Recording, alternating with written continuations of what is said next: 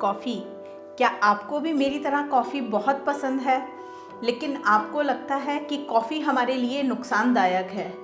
तो आज की वीडियो में मैं आपकी इस गलतफहमी को दूर करूंगी और आपको बताऊंगी कि कॉफ़ी के बहुत सारे फ़ायदे हैं।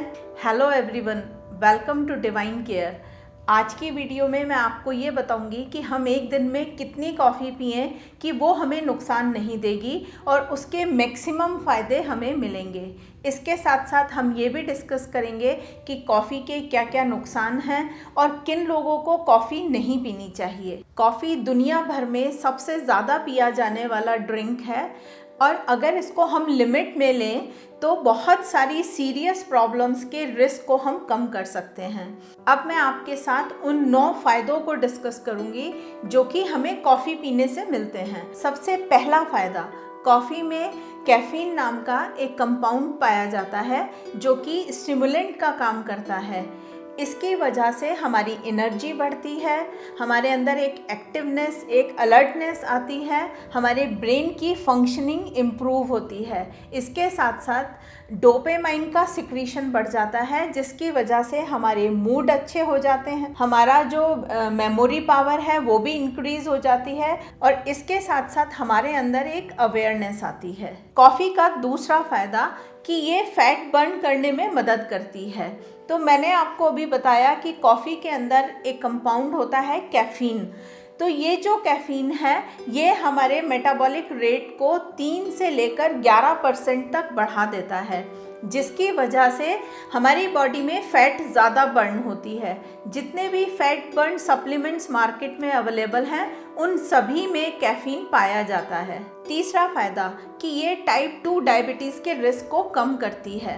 स्टडीज़ बताती हैं कि कॉफ़ी पीने से 23 से लेकर 50% तक हम टाइप 2 डायबिटीज़ के रिस्क को कम कर सकते हैं। कॉफ़ी का चौथा फ़ायदा कि ये अल्जाइमर और डिमेंशिया जैसी बीमारी के रिस्क को कम करती है। ये दोनों ही प्रॉब्लम न्यूरो डिजेनरेटिव प्रॉब्लम है, मतलब हमारे ब्रेन से रिलेटेड डिसऑर्डर हैं और अभी तक इनका कोई एक क्योर या कोई इलाज भी हमें नहीं मिला है। हम सिर्फ कुछ प्रिवेंटिव मेजर लेते हैं कि हम हेल्दी फूड खाएं और कुछ एक्सरसाइज करें, तो उन्हीं सब में हम कॉफ़ी को भी ऐड कर सकते हैं।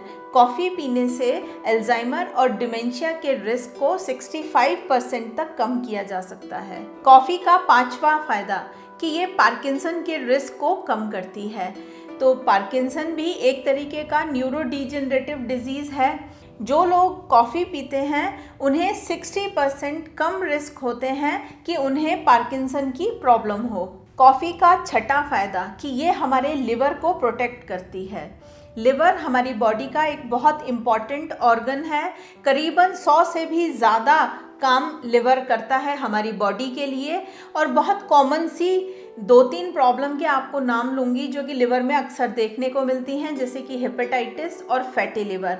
लेकिन इन कॉमन प्रॉब्लम में से भी कई बार ये प्रॉब्लम सोराइसिस में बदल जाती हैं, जिसकी की वजह से लिवर रिप्लेस करने तक की नौबत आ जाती है। यहाँ पर कॉफ़ी बहुत अच्छा रोल प्ले करती है। जो लोग दिन में करीबन 4 कप कॉफ़ी पीते हैं उन्हें 80% कम रिस्क होता है लिवर से रिलेटेड प्रॉब्लम होने का। कॉफ़ी का सातवां फ़ायदा कि ये डिप्रेशन से लड़ती है और हमें हैप्पी बनाती है। अगर हम देखें प्रेजेंट सिनेरियो, दुनिया भर में सबसे ज़्यादा तेज़ी से फैल रहा है डिप्रेशन। बहुत ज़्यादा लोग इसके शिकार होते जा रहे हैं। तो रेगुलर बेसिस पर जब हम कॉफ़ी को लेते हैं हर दिन, तो ये डिप्रेशन के रिस्क को कम करती है एंड इसके साथ साथ 53% रिस्क कम करती है सुसाइडल टेंडेंसी का। कॉफ़ी का आठवां फ़ायदा कुछ तरह के कैंसर के रिस्क को कम करती है। कैंसर आज के टाइम में सबसे बड़ा कारण बना हुआ है डेथ का, और कैंसर में क्या होता है, सेल्स का डिवीजन होने लगता है बहुत तेज़ी से, अनकंट्रोल्ड डिवीजन। कॉफ़ी 2 तरह के कैंसर के रिस्क को कम करती है, पहला लिवर और दूसरा कोलोरेक्टल। तो जो लिवर कैंसर है वो दुनिया भर में 3rd रैंक पर आता है, जो कि सबसे बड़ा कारण बनता है डेथ का, और कोलोरेक्टल कैंसर 4th नंबर पर आता है। स्टडीज़ बताती हैं कि कॉफ़ी पीने से लिवर कैंसर का रिस्क 40% तक कम हो जाता है एंड कोलोरेक्टल कैंसर का रिस्क 15% तक कम हो जाता है। कॉफ़ी का 9वां फ़ायदा कि जब हमें ये इतनी सारी प्रॉब्लम के रिस्क को कम करती है हमारे लिए, तो ये हमें एक लंबी आयु जीने में हमारी मदद करती है।